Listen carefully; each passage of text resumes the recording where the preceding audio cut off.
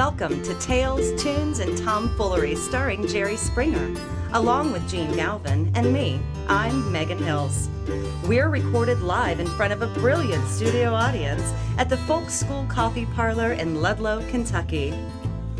My daddy. All right, ladies and gentlemen, here he is, Jerry Springer. Thank you.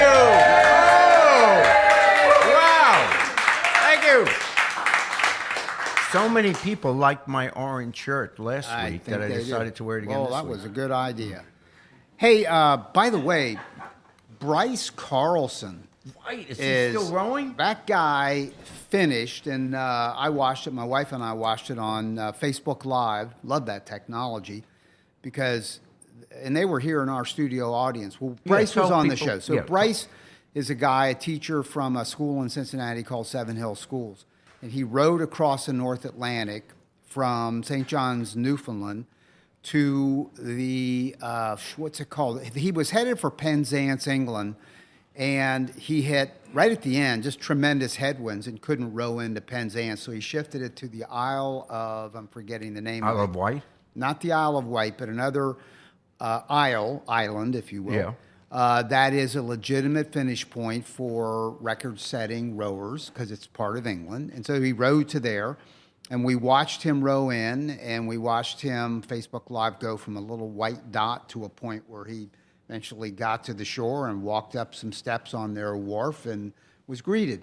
He finished, not only did he break the record, which was 53 days of a person rowing unsupported, no chase boat, just him.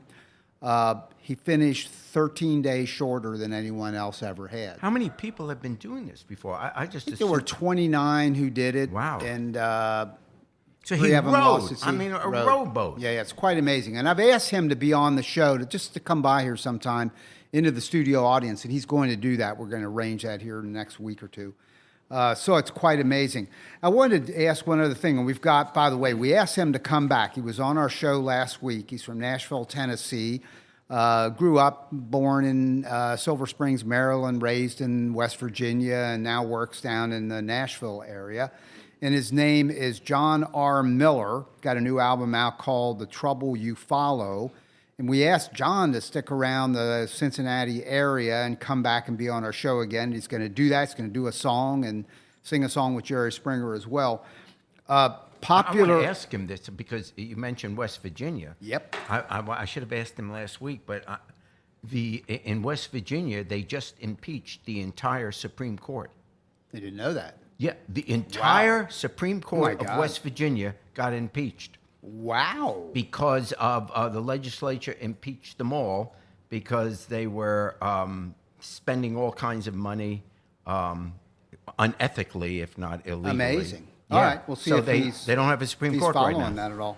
Yeah. By the way, Megan Hills is, and we talked about this last week, a couple of other times, but she's traveling. Her job, we did this podcast for over 2 years, and Megan's work schedule and her day job. She's a young professional. Yeah. We finished 3 years. That's right. You were a young man. I was a young man when we started. But anyway, her work schedule at the moment has her doing a lot of traveling. We may even shift up the day of the week that we record these so Megan can be with us. So if you're looking for Megan, she's still with us, but not here tonight. In spirit. Oh, she's always with us in spirit. And by the way, there is something going on, and we're recording this in August of 2018 for people who listen to these on the archive and can listen anytime in any year.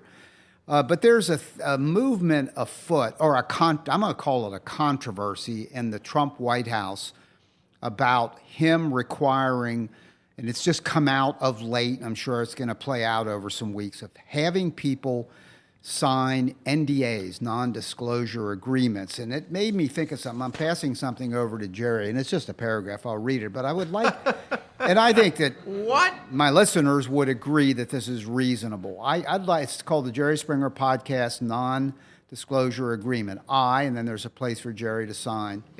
Agree to never, till the day I die, disparage, criticize, mock, or humiliate the executive producer of the Jerry Springer Podcast.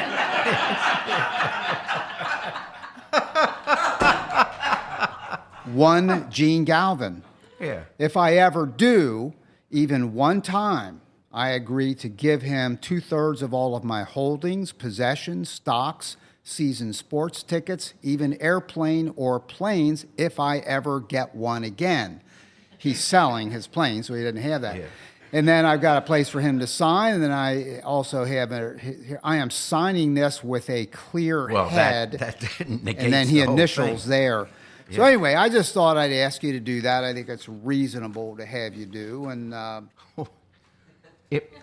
First, if I can't mock you, we don't have a show.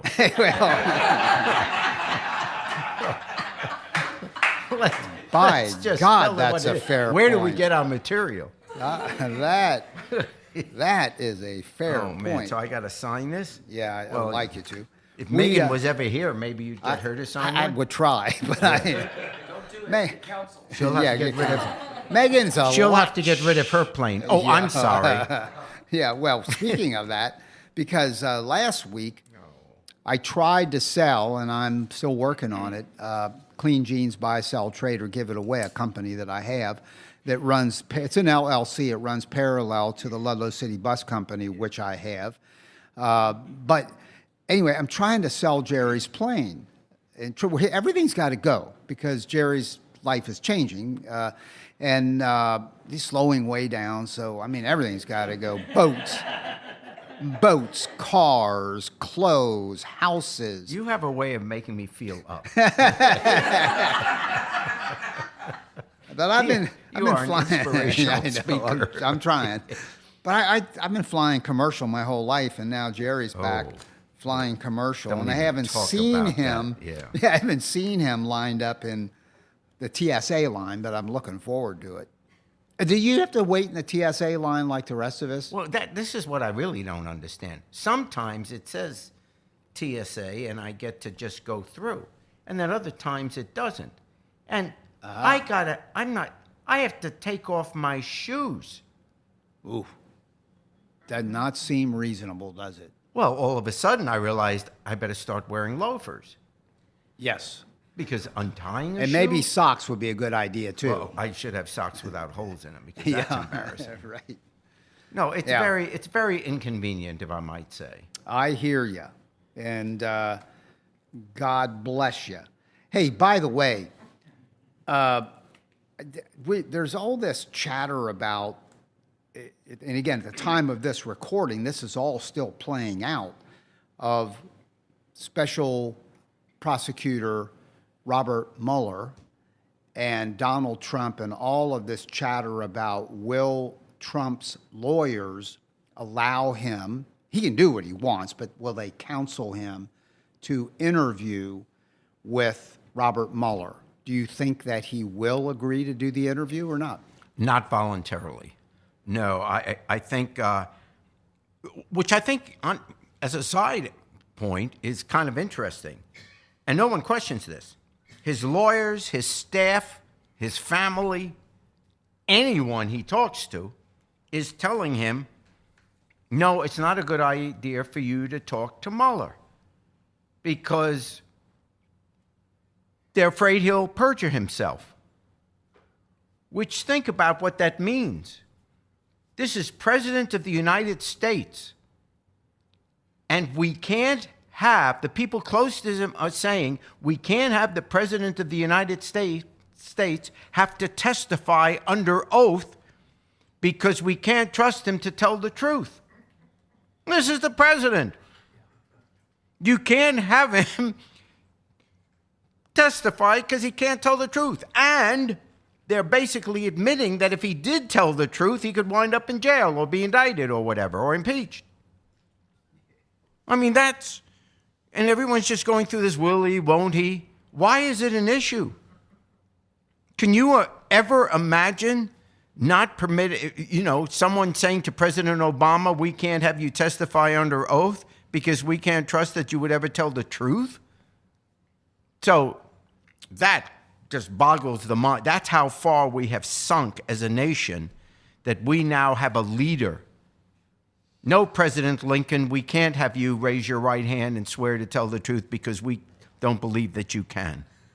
I mean, what do we teach our kids? I mean, what's the point of when a president gets sworn in, put your hand on the Bible and raise your right hand. Do you swear to tell the truth? What was all that about?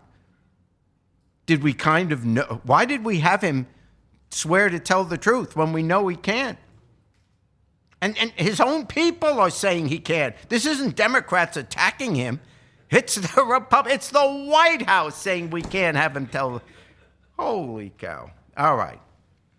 So no, he won't do it voluntarily. And because he's in, but they call it a trap. But I also think that he doesn't want it to look like he doesn't want to. So he's saying, oh, I'd love to tell it. I want to talk to him. Let's get it done. I want to talk to him. But then he keeps throwing roadblocks in there. Well, he will talk to Mueller voluntarily, but I want to know what the questions are ahead of time. They got to be written out. Or you can ask me what you want, except no questions about the meeting in Trump Tower and no questions about the firing of Comey. Duh. What else does Comey want to, what else does Mueller want to know about? So that's a ridiculous roadblock. And then he says, even if now the latest is, just yesterday or the day before, the latest is, if you do agree to these conditions of the voluntary interview, of not asking me questions about that, it has to be done by September 1st, which basically is a few days from now. Because I don't want to interfere with the election coming up. That is a different tune that he whistled when Comey came out 11 days before the presidential race and announced that they were investigating her emails. He didn't mind that it was 11 days before the election. He says, this is great. I admire your courage, Mr. Comey. This is great. So he's just a fraud. He's just, nothing that comes out of his mouth is honest. So no, he won't voluntarily do it. We know that. So now the question comes, will Mueller subpoena him? And the law isn't clear on that. Now, I know everyone initially goes, well, Nixon was subpoenaed, and that resulted in him then resigning. Well, his tapes were subpoenaed, documents, but not Nixon the person. So Nixon was never subpoenaed to testify under oath. They just subpoenaed the tapes, and that's different.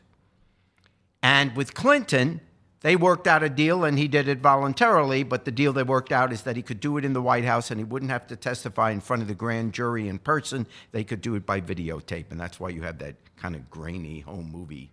Not home movie, they don't do movies anymore, but, it was a video camera that was taking his testimony. But they never yet had a president in the grand jury room before the grand jury in person testifying. So we don't know that Mueller could win that in court. And so there's a fear that he doesn't want to lose on that issue, which may give people the opportunity to say, see, the whole thing is garbage. He can't even the court's going with us, etc. There's also the point that he doesn't really need Trump to testify, because the potential crimes that he's committed, we already know through other testimony, through other records, through other people flipping and testifying or saying, already pleading guilty. So we know what happened. There's no new information Trump can give other than an admission. So there's no real purpose, except on the issue of obstruction of justice, intent is critical.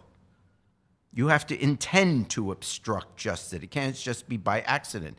But there again, we don't need Trump saying, yeah, I intended it. He's already said that on camera, in his tweets, in interviews before the nation. So there's really no purpose other than it's a great moral victory to get him there. I would like to see it happen because I think it's good for the country. It's good for the country because it kind of shows that no person is above the law. That if the court says, as an equal branch of the government and a defender of the Constitution, if you are subpoenaed, you must testify, and you must testify the truth, to the truth. And I think that would be good. Now, he can go in there and plead the fifth. But if he pleads the fifth, that will at least politically tell everybody, this guy has something to hide. Why else would you plead the fifth?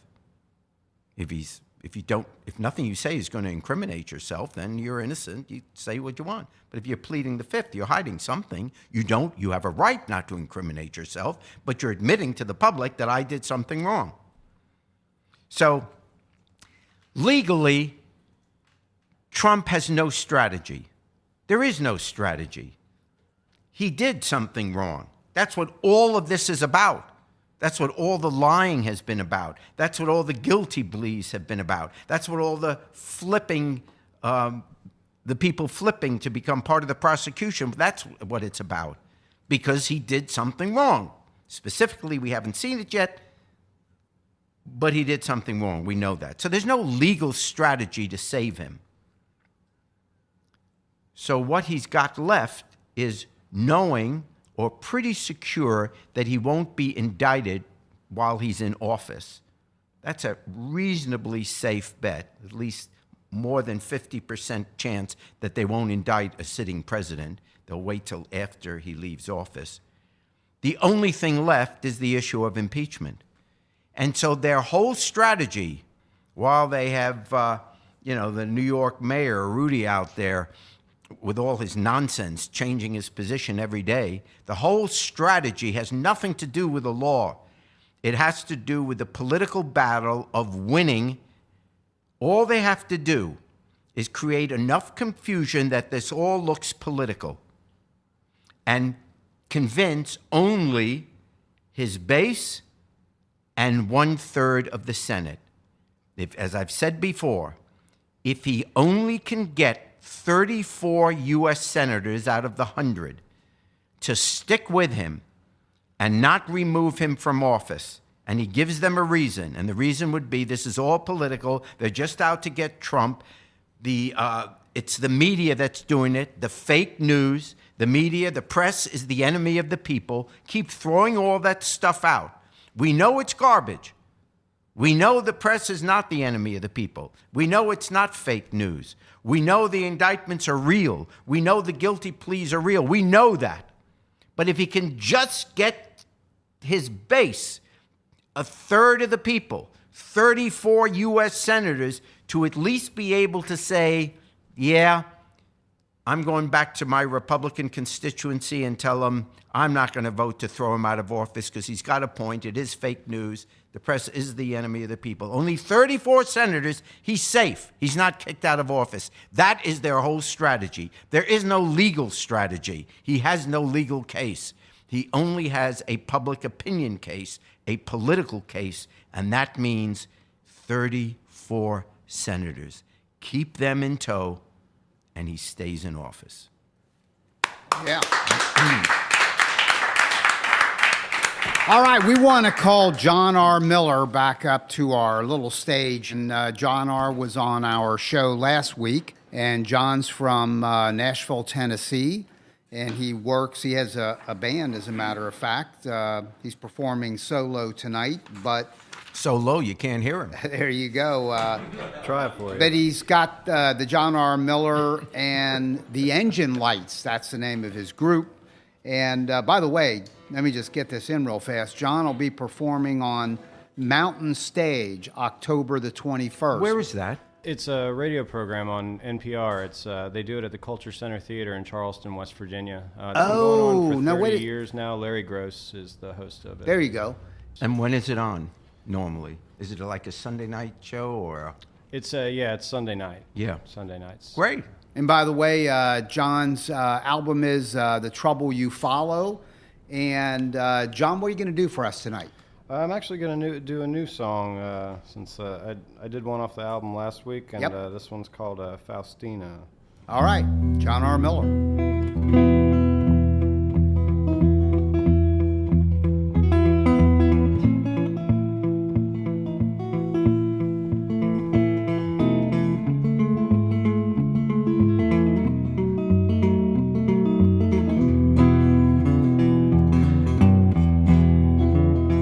It was days on end in a minivan. It was looking for an X on the map. Long night shaking in a stranger's house with a bottle in my lap. Running from the deafening sound of a future with no one around. From Barcelona to Vestal's Gap, I spent countless hours walking. I never did like single file,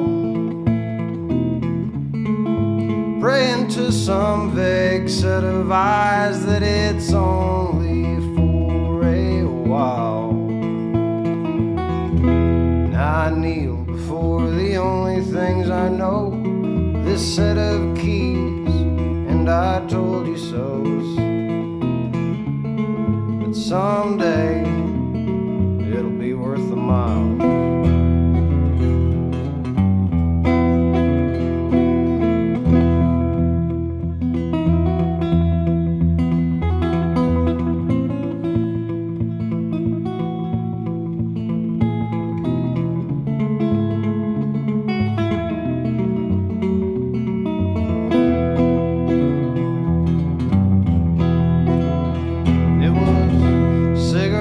Outside an empty bar on a dark December morning. Months of bad food and a pauper's guitar, never heeding any warnings. I've had friends and I've let my friends down, looking for my heart in the lost and found. Bare hands, trying to stop the rain from pouring. And I've been gaining on the crack of dawn, with glass eyes and a smile, praying St. Faustina, please let me go out in style. I'll never know how far it goes till the devil reaps what I've sown. Till then, I'm gonna feel every mile.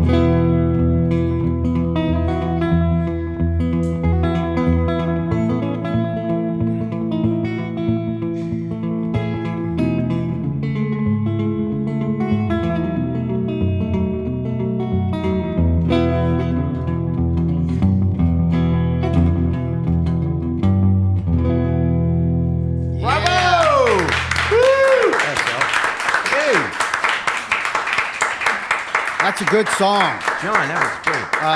John R. Miller, latest album, The Trouble You Follow. And by the way, you can hear John's music other ways too. You can go to, help me out here, jrmusic.com. jrmillermusic.com. jrmillermusic.com, pardon me. And by the way, you're working your music full time? Yeah, pretty much. Okay. I play with some other people too. I pretty much do this full time. Sometimes when I'm off the road, I pick up some landscaping or something like that. But it's pretty. When did you know you'd be doing this for a living? In other words, when did you say, graduating high school or whatever, say, you know what, this is what I want to do? I knew that I wanted to kind of focus on this when I was about 15. Nice. So not long after I first started picking up the guitar, but I didn't think that it was in any way feasible. I'm still not sure if it's feasible, if you want to know the truth. Well, But, it looks like you're eating. Thank you. I think. Somewhere in there's a compliment. And it's a hard competitive world, isn't it, John? I mean, a lot of people love doing this, and I think it's easy to fall into looking at it that way, but the way I see it is everybody's kind of got something to say, and I think there's room for everybody. I don't really think of it competitively, and I think that's kind of worked out. I've had a lot of help from a lot of people, and I've tried to help other people too. So that's a good way to You're a look good at soul. it. Actually. You're a good soul. Yeah, Are there other people in your family? In other words, do you come from a musical family, or? Not really.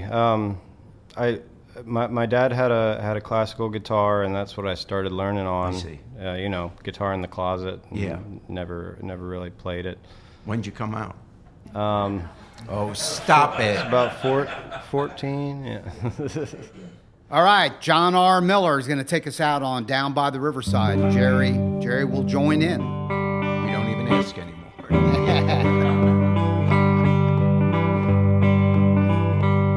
I'm gonna lay down my heavy load down by the riverside, down by the riverside, down by the riverside. I'm gonna lay down my heavy load down by the riverside. You've been listening to Tales, Tunes, and Tomfoolery, recorded live at the Folk School Coffee Parlor in Ludlow, Kentucky.